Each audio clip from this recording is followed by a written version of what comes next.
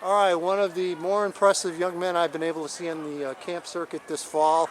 Unfortunately, there is a camp circuit this fall, but I'm very glad to get a chance to see this young man. Christian Lorenzo, defensive lineman from the DeKalb class of 2020. 22, I knew that. I'm so goofed up on the times. Fill us in on the fall. No football, obviously. How's that gone, and kind of how have you dealt with not having a season? It's been really hard. With our football team, we've had 2 practices a week, so we'll go Wednesday and Friday for about an hour and 30 minutes. And obviously it's a short, we only get two practices a week, but you take what you can get and make the best of it. So, I mean, I've been really happy just been able to get out there and play football, even if it's with no pads.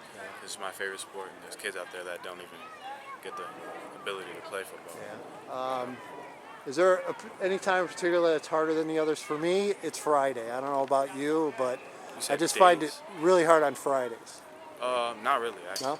No, not really. Okay. Recruiting. Have you begun to hear from any schools yet? Have any schools contacted coach or? I've heard from a couple schools.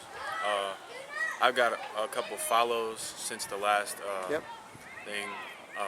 And So, I've heard from my hometown, the Huskies, NIU. Okay. But that's about it. Who's followed? I've got in Central Michigan, Minnesota State, NIU, Western Illinois, Southern Illinois schools. As far as the work you put in the off season and now continuing into the fall, what's the biggest part of your game that changed? I definitely worked on my hands a lot, so my hands definitely changed a lot. Last year I used to just come out with my shoulder, and my coach had to kind of get me out of that habit. I would not come out low at all, even at all costs I would come out high. So I really had to change that and work out, changing that a lot.